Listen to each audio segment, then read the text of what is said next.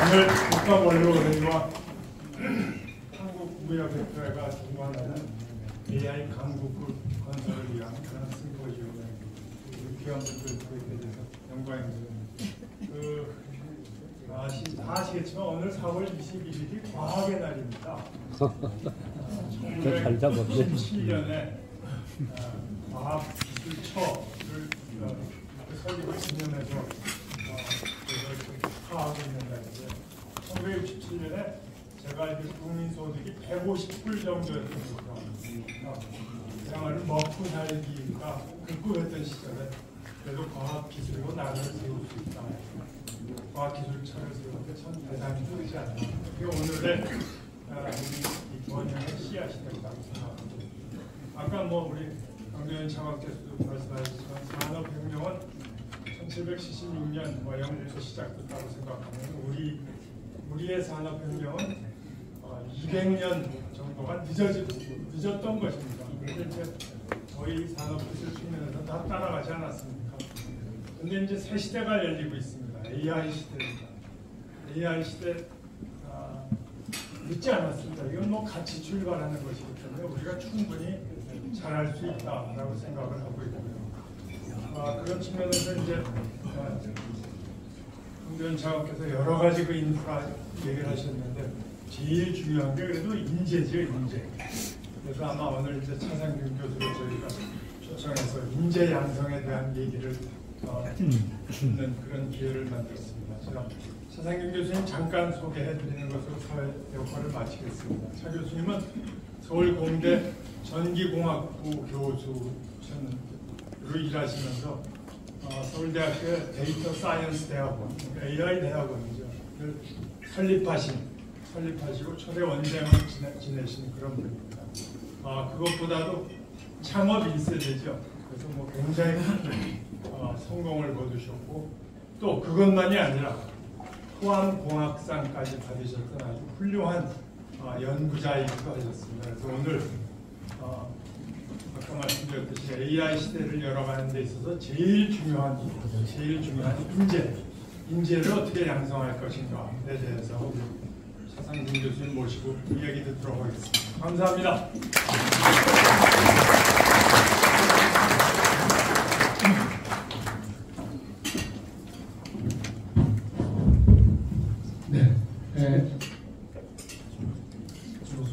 파워포인트가 올렸습니다. 안 올라가네요. 그러면 제가 사회의 이야기를 하도록 하겠습니다. 정말 오늘 여러분들을 모시고 제가 이 자리에 서는 게 맞는지 하는 고민을 하게 됩니다. 저는 이게 한 30분 정도 있을 거라고 생각하고 왔는데 이렇게 많은 분이 계실 줄 몰랐습니다. 아까 우리 강도현 차관님께서 외교학과 출신이에요. 문과 졸업생인데도 아주 기술에 대해서 자세히 말씀해 주시고 또 외교적으로 말씀해 주셨어요. 제가 옆에 앉아있을 때는 이거 어떻게 이 기자들도 많은데 어떻게 피해가지 이렇게 고민하는 것 같은데 저는 자유로운 몸입니다. 그래서 자유롭게 이야기하겠습니다. 사실 어제가 무슨 날입니까? 어제가 부활절이었어요. 저는 좀 우리나라를 좀 죽여놓고 시작을 하겠습니다. 그 다음에 다시 살리는 방향을 해보겠습니다. 슬라이드가 제가 저는 이제 우리 김도현 총장님께서 잘 설명해 주셨지만 김 총장님 워낙 공대 학장을 하셨기 때문에 제가 공대에서 뭘 했는지를 다 보고 계셔가지고 잘 설명을 해주셨습니다. 저는 원래 미국에서 공부할 때 원래 전자공학을 시작했습니다. 근데 하다 보니까 유학을 간 학교가 컴퓨터를 제일 잘하는 학교라고 해서 고생을 해가지고 컴퓨터로 전환을 했습니다. 근데 마침 이건 그게 제 인생에 어떤 의미가 있는지는 몰랐는데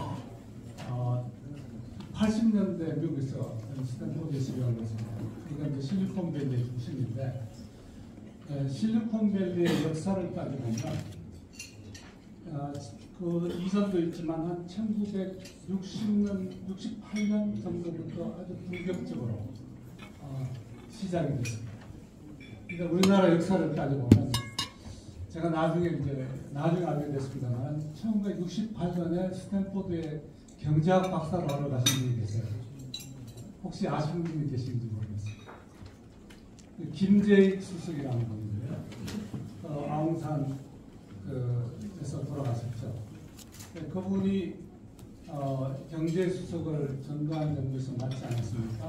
그때 저는 제가 사실은 그때 대학을 졸업하고 대학원에 들어가서 대학원을 마쳤는데 82년이 되니까 갑자기 국비학생을 100명으로 늘린다고 했어요. 그리고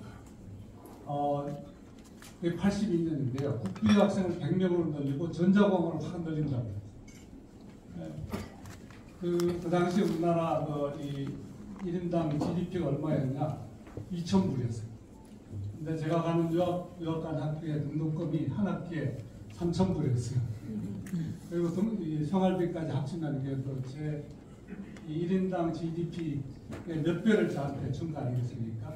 그런 게 한 사람도 아니고 그걸 5년 동안 주는 건데 그걸 매년 100명씩 이렇게 투자하는 그런 결정을 했다는 것은 요즘 할 수 있을까 하는 그런 생각을 합니다. 그 당시에 그래도 누군가가 이거 국가적으로 이런 게 필요하다. 인재를 키워야 된다.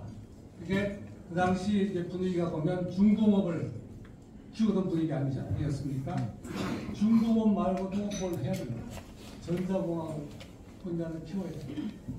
그런 생각을 하셨던 분이 계셨기 때문에 우리나라가 여기까지 올 수가 있었고, 제가 슬라이드에 하나 또 다른 슬라이드를 하나 그 타이밍에 우리나라에 또 어떤 게 있었냐면 제가 작년에 이 김대중 대통령 탄생 100주년 기념에 해외 쏘신 분들 모시고 행사를 하니까 와서 강연을 하라고 해서 영어로 준비를 한 게 있습니다. 근데 준비하는 과정에서 보니까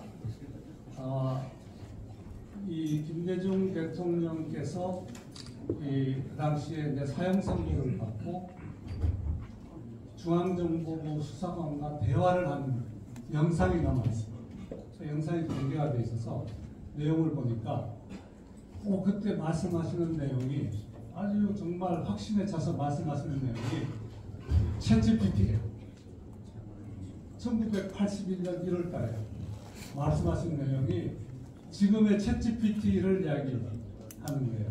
그래서 제가 제목을 김대중의 챗GPT라고 그렇게 이야기를 하는데 결국 그 당시에 왜 그분이 그런 생각을 하게 됐나 생각을 보면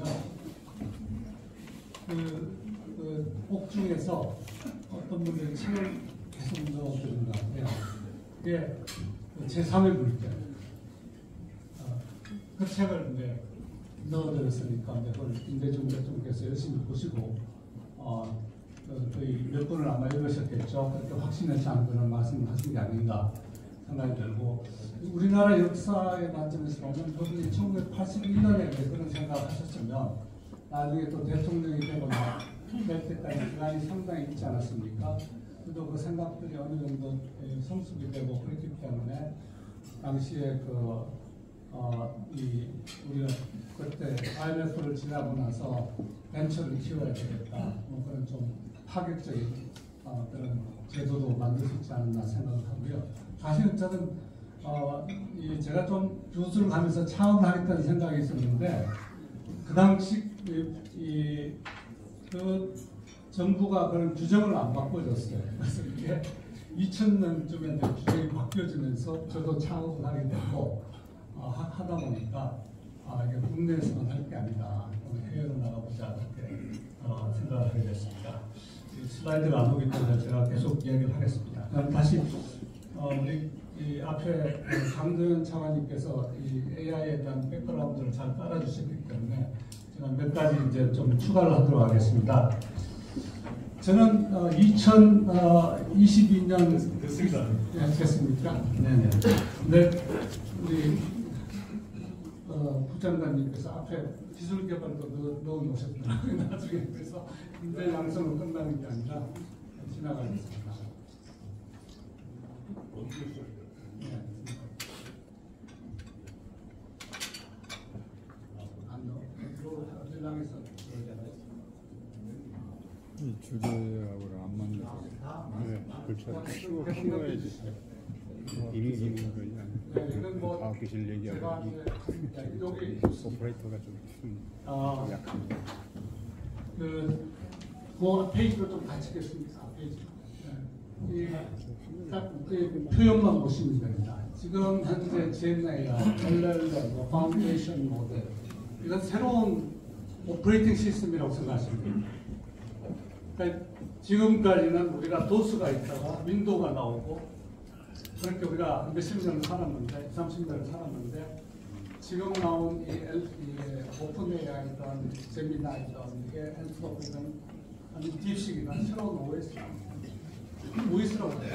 OS 11이 접근이고 그 다음에 우리 OS가 바뀌면 앞으로 우리가 뭘 더 바꿀 수 있느냐 여기에 새로운 산업의 기회가 있는 겁니다. 그래서 오늘 그 이야기를 좀 더 드리겠습니다. 다음 페이지에 넘어가겠습니다. 네, 이 젠 AI의 어떤 변화, 레볼루션이라고 할 수 있죠. 레볼루션은 스타트업이 나오고 있어요. 왜 그렇겠습니까? 새로운 건 대기업이 잘 못해요. 원래. 그래서 모두 스타트업이 하고 있고 오픈 AI가 구글을 물먹이고 이런 세상이 오는 거죠. 그러니까 구글 서치를 쓰는 것보다는 오픈 AI에 내가 물어보면 더 친절하게 다 정리해가지고 주니까. 여러분들 혹시 오픈 AI 통해서 일적시켜 보신 적 있으십니까? 저는 제가 이력서를 써본 지 오래됐는데 누가 최근에 저보고 이력서 써달라고 해서 오픈 AI하고 왔다 갔다 하면서 한 30분 하니까 제 이력서가 하나 만들어지더라고요. 앞으로 이거 이력서가 더 복잡한 것도 이제 만들어지게 됩니다. 그래서 지금 이 사람은 오픈 AI의 이사회 의장입니다. 나이가 43세입니다. 근데 해볼 거 다 해봤어요. 창업을 2번 했고, 페이스북이 생길 때는 페이스북에 좋아요라는 거 아시죠? 그 좋아요는 이 사람이 원래 만든 겁니다. 이 사람 회사를 페이스북이 사서 산 거고요. 그 페이스북에 CTO를 했었고, 거기 있다 또 나와서 회사를 또 차려가지고는 Salesforce.com이라는 그런 회사에 또 팔았어요. Salesforce.com은 제가 제 스타트업을 인수했던 SAP라는 회사의 인터넷 클라우드 버전입니다. 그 회사가 저 사람의 회사를 사서 Salesforce.com에 co-CEO를 했어요. 그리고 이제 뭐 X 이사회 의장과 등등 43세라는 게 여러분들 믿으시지 않으시겠지만 그것도 다 해본 사람이라 저 사람이 창업을 하겠다고 그랬더니 밸류에이션을 4.5 빌리언을 쳐줬어요. 돈이 지금 뭐가 될 것 같다고 하는 데는 이렇게 몰리는 겁니다. 다음 가시죠. 그래서 현재 저는 제가 아직도 할 일이 있다고 생각해서 실리콘밸리를 왔다 갔다 하면서 AI 스타트업 빌딩을 하고 있습니다. 투자도 좀 시작했고요. 근데 거기서 보는 현상은 지금 현재 이노베이션의 스피드는 그 이전 스피드의 한 10배다. 사실 그 이전 스피드는 제가 이끌었습니다. 그 이전 이노베이션. 제가 SAP라는 회사에 인수돼가지고 만든 그 플랫폼이 그 당시에 빅데이터, 리얼타임 프로세싱하는 플랫폼이었는데 그 당시에 그 속도에 비해서 지금 한 10배 정도 빨라졌다. 왜 그러냐? 세상에 돈이 다 몰리거든요. 그 돈이 또 팬데믹 때문에 많이 풀려요. 그러니까 돈이 많이 몰리면 사람이 또 몰리는 거죠. 그러니까 그 사이에 또 창업을 해서 경험을 쌓은 사람들이 더 많아졌어요. 그러니까 이게 하는 사람들이 동시에 막 이런 이노베이션을 하고 있기 때문에 이런 일이 일어나는 겁니다. 그래서 저는 이제 실리콘밸리를 우리가 이해할 필요가 있다. 실리콘밸리는 두 가지의 그런 펀더멘탈한 그런 스피릿이 있습니다. 반란하는 스피릿, 복종하는 스피릿으로는 이노베이션을 못합니다. 둘째는 이 엔들리스 프론티어. 이건 이제 미국이 2차 세계대전을 끝내고 나서 그 2차 세계대전을 기술적으로 과학기술 개발을 통해서 승리로 이끈 박네버 부시라는 사람이 쓴 책이 있습니다. 그 당시에 엔들리스 프론티어, 화학을, 그러니까 우리가 정말 이 끝이 없다고 생각하고 계속 그 끝을 찾아가는 그런 그 스피릿이 이 두 가지가 저는 이 실리콘밸리의 기본이다 이렇게 생각합니다. 그래서 이 실리콘밸리의 하나의 과학 중에 한 사람이라고 하는 그 커먼이라는 스탠포드의 부총장이 있는데 이 사람은 박네버 부시의 제자였습니다. 그래서 그런 인연으로 이 사람들이 연결되어 있었기 때문에 이런 스피릿이 있는 거. 다음 넘어가겠습니다. 일단 그러면 아까 우리 강차관님께서 에이전트에서 많은 것이 바뀐다 이렇게 말씀하셨습니다. 저는 그냥 심플하게 우리가 사는 조직들, 조직이 기업도 조직이고 국가도 기업 조직이지 않겠습니까? 그다음에 이런 모임도 조직이라고 볼 수 있는데 이 조직은 결국 사람과 에이전트, 스페셜라이즈한 에이전트, 사람을 도와주는 에이전트와 그 다음에 에이전트가 하드웨어에 들어간 휴머노이드로 조직이 변할 것이다. 저는 이제 SAP라는 회사하고 일을 했기 때문에 또 오누하고 일을 했습니다. 그래서 결국 SAP라는 회사는 엔터프라이즈를 매니지하는 소프트웨어를 만드는데 그 관점에서 보면 이 엔터프라이즈를 매니지하는 소프트웨어가 완전히 바뀌어야 돼요. 조직이 바뀐다는 거죠. 국가도 바뀌어야 되는 거고 기업도 바뀌어야 돼요. 학교도 바뀌어야 돼요. 그런 걸 가정을 하고 우리가 지금 앞으로 10년 동안 이런 이노베이션을 끌어간다고 생각하면 할 일이 엄청 많습니다. 먼저 들어가서 거기서 잡고 하면 그게 내 시장이 되는 거고. 다음 넘어가겠습니다. 저 데이터 사이언스라고 제가 처음 만들 때 그림이고요. 좀 경계를 놓쳤습니다.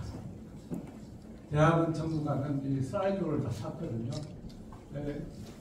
대학원을 처음 만들 때 전 부총장께서 그럼 벽을 어떻게 나눌지 좀 그림을 그려달라고 해서 그럴 필요 없습니다. 벽을 만드는 순간 서로 영토를 확장하기 위해서 싸움이 일어나기 때문에 저는 그래서 룰을 대학원생이 들어오면 대학원생은 저희가 이제 전공에 상관없이 뽑았습니다. 왜냐하면 자기가 어떤 전공을 가지고 있는데 데이터 사이언스를 배우게 되면 거기서 새로운 문제를 찾을 수가 있거든요. 그래서 이 플로어에서 이 책상을 늘어놓고 매 학기 추첨을 합니다. 그러면 이제 돌아가는 학기마다 옆에 앉는 친구들이 달라지니까 거기서 또 뭔가 대화가 더 일어날 수 있고요. 자, 넘어가겠습니다. 제 시간이 많지 않기 때문에 저는 이제 여기 계신 분들 이해하기 쉽게 A, B, C, D, E를 우리가 설명을 A는 뭐냐? AI, B는 빅데이터. 데이터가 다 이 핵심이 아니겠습니까? C는 지금 뭐 GPU니 뭐 이런 걸 말하는 컴퓨팅이고 D는 도메인 날리지. 데이터에는 도메인 날리지가 묻어 있습니다. 그 도메인 날리지를 가지고 있지 못하면 AI를 만들지 못합니다. 그냥 기계적인 사람이 되는 거죠. 그래서 도메인 날리지가 있어야 되고 그 다음에 뭔가 새로운 걸 해보겠다는 용기가 있어야 돼요. 이게 안트레프레너십이죠. 근데 우리 교육이 D와 이 사일로이기 때문에 데이터 사이언스 대학원, AI 대학원도 사실은 제가 데이터 사이언스 대학원을 만들면서 과기부의 당시에 권용일 국장하고 김영수 차관께서 AI 학부 대학원을 만들겠다고 해서 그게 아니라 대학원을 만들어야 된다. 그래서 이제 AI 대학원 프로그램도 만들어지게 됐고요. 어쨌든 우리가 DE라는 부분을 잘 안 가르치고 있어요. 기술적으로는 가르치는데 우리가 이노베이션을 하려면 DE를 알아야 돼요. 넘어가시죠. 그래서 이제 저는 이제 이 중에서도 요즘은 A와 C는 커모더티가 되갑니다. 커모더타이즈가 된다. 그러니까 누구나 돈만 있으면 사는, 그 시간이 가면 값은 떨어지는 그런 상태가 되어 있고, 가장 중요한 게 뭐냐? 데이터와 도메인 나레지. 그리고 뭘 해보겠다는 용기, 돈이 가장 중요해졌습니다. 그래서 저는 이제 이게 변화가 실리콘밸리에서 나기 때문에 매주 저는 세미나를 하는데 대부분 실리콘밸리에서 인바이트를 합니다.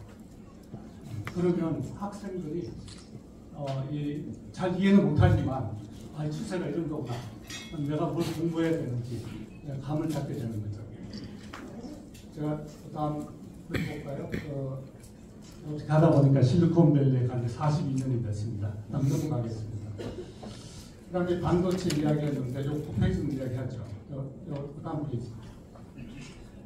우리가 엔비디아 TSMC를 이야기합니다. 엔비디아의 젠슨 황은 모리스 창이라는 사람이 없었으면 회사가 존재하지 못했을 겁니다.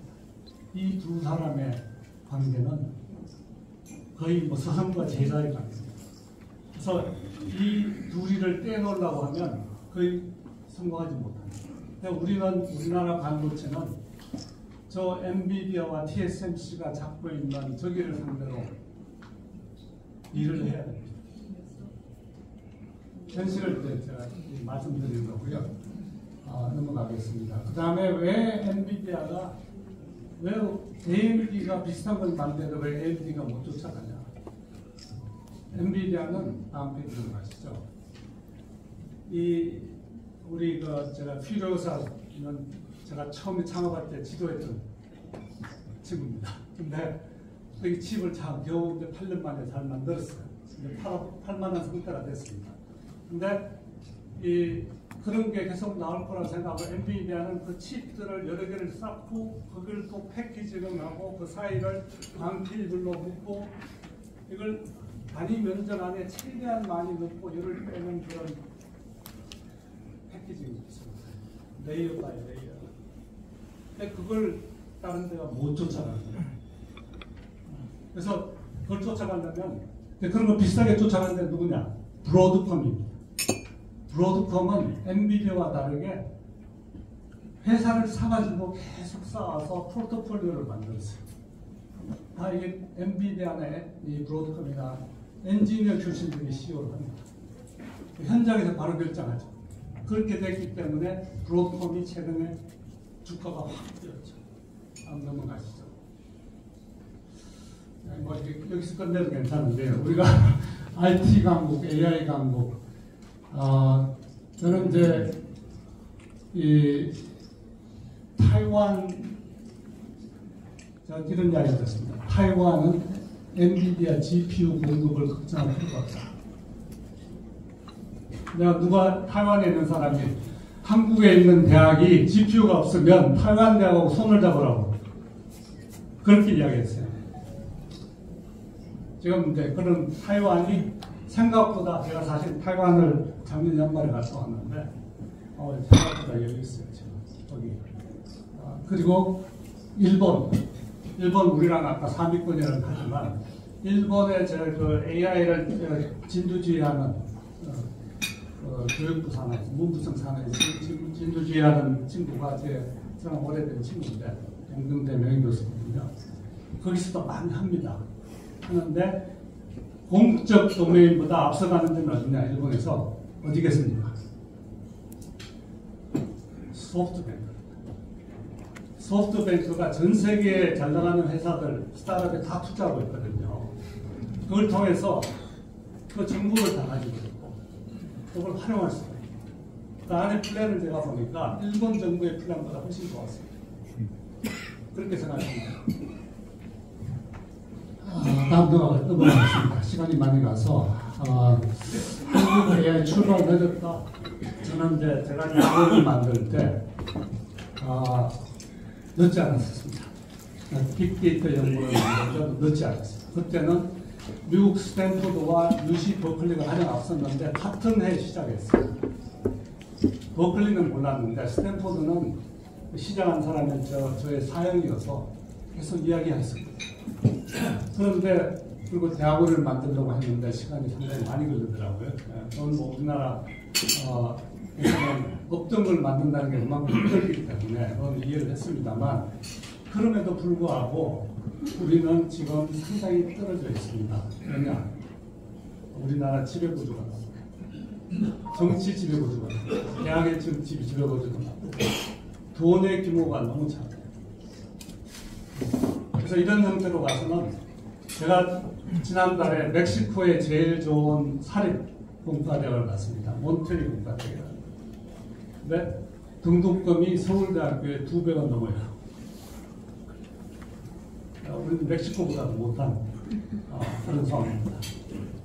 다음 넘어가면요. 잠깐만 여기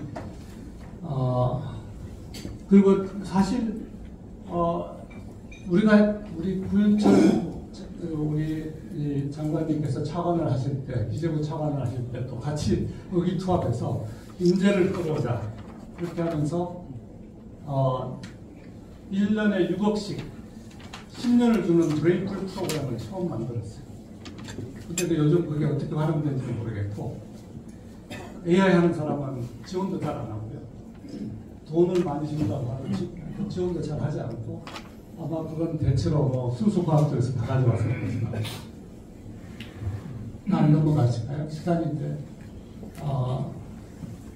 이게 이제 제 포인트인데요. 하루아침에 안 된다. 그래서 좀 시간을 가지고 생각해도 개인적으로는 퍼스널리는 퍼시비런스가 필요하고 스타트업을 하든 뭘 하든 그 다음에 우리 지배구조를 바꿔야겠다. 중국은 제가 중국에 이 자리에서 말씀드리면 제가 뭐 왔다 갔다 하니까 중국에서 갑자기 시진핑이 만든 천인계획을 막 서류를 올리더니 이거 됐다고 연락이 왔어요. 근데 가지는 않았습니다만 그걸 추진한 사람은 셴젠의 중국과학원 원장이었는데 18년을 했습니다. 18년을 하면서 셴젠의 그 화웨이니 텐센트니 이런 회사들에 다 기반이 되는 인프라를 다 만들어준 거죠. 그 다음에 이제 한국에는 뭐가 귀하냐? 비전너리가. 우리가 비전너리를 만들 수 있는 여건이 돼 있냐? 비전너리. 이게 10명이나 나오면 새로운 것을 우리가 할 수 있거든요. 그러니까 지금 뭐 논문 수를 센다든지 페이턴트 수를 센다든지 이런 걸 이제 없애야 됩니다. 죄송합니다. 한 페이지. 그 다음에 바트마 분산 투자, 뿌리는 투자로는 우리가 생산이 없다. 저쪽 미국에서는 돈도 많은데, 돈도 스케일이 엄청 많은데 그걸 전략적으로 투자를 한다. 누가 하느냐? 사적 자본을 가진 벤처 캐피탈이야. 벤처 캐피탈들이 교수가 괜찮은 연구를 한다 그러면 와가지고 그걸 회사 만들 거지 않느냐?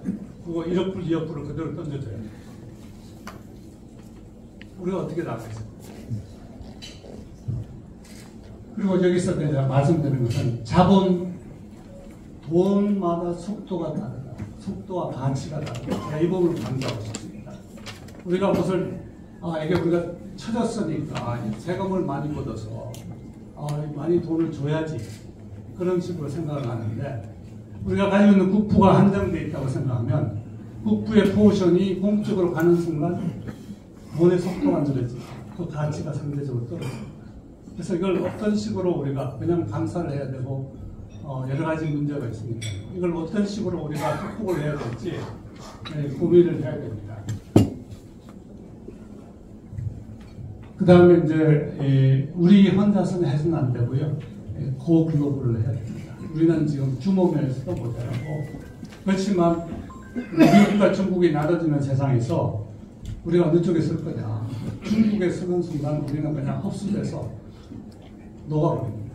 그렇기 때문에 미국이 비어있는 것이 지금 예를 들면 제조업이라든지 뭐 잘 알고 있지 않습니까? 뭐 조선이라든지 전쟁을 하기 위해서 필요한 미국이 지금 전쟁을 할 수 있는 능력을 잃어버리고 있거든요. 제조업을 잃어버리면 전쟁을 못하게 됩니다. 그래서 이 제조업에 우리는 그래도 가지고 있기 때문에 그쪽에 AI를 접목한다든지 아니면 미국의 헬스케어 시스템이 1년에 5 트릴리언 정도를 씁니다. 근데 엉망이에요. 그거는 사이언스가 엉망이라서 그런 게 아니라 오거나이제이션이 엉망입니다.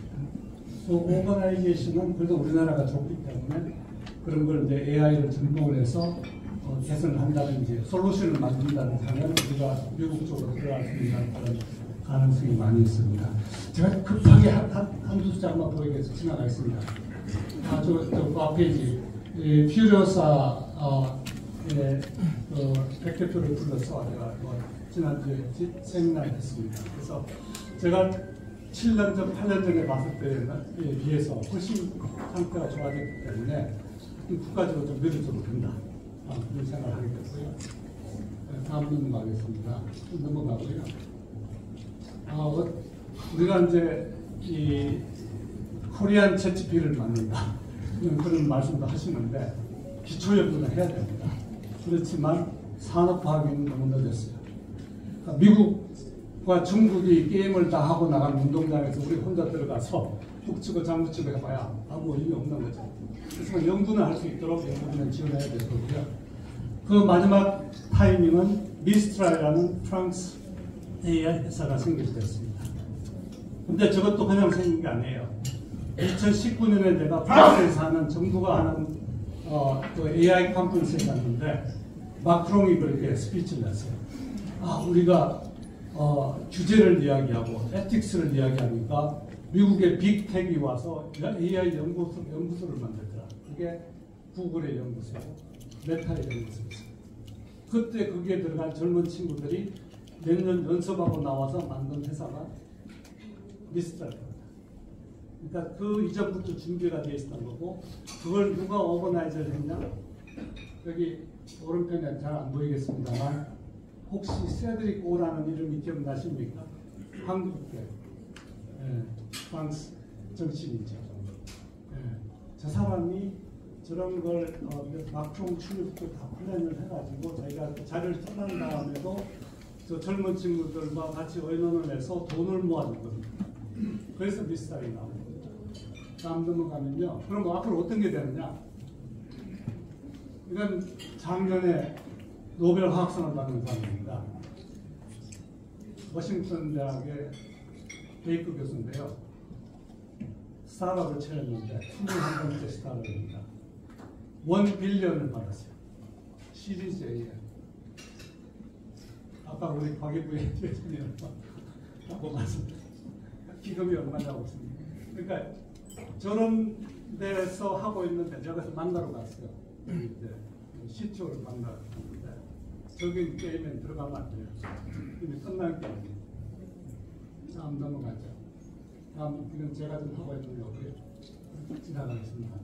예를 몇 개로 보이는데 예를 보고 이런 게 여기는 토론토 대학에서 AI 하는 친구들이 만든 스타트업입니다. 건설 분야가 낙후되어 있으니까 이 건설 분야를 앞으로 확 바꿔보겠다. 우리 이태식 관심 많으신 분들. 그러니까 이런 게 지금 앞으로 되는 거예요. 다음 넘어가면 여기는 이제 이 회사에 ERP를 쓰거나 할 때 전문가들만 쓸 수 있는데 이걸 자연으로 대화를 하는 겁니다. 이거 뭐 올풍기에 뭐 어떻게 잘 팔렸어, 뭐 이렇게 하면 프로그램 안에도 쭉쭉 나오는 거죠. 그러니까 여러분 생각해 보십시오.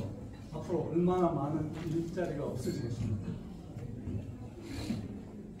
SAP라는 회사의 시총이 최근에 500조가 넘었어요.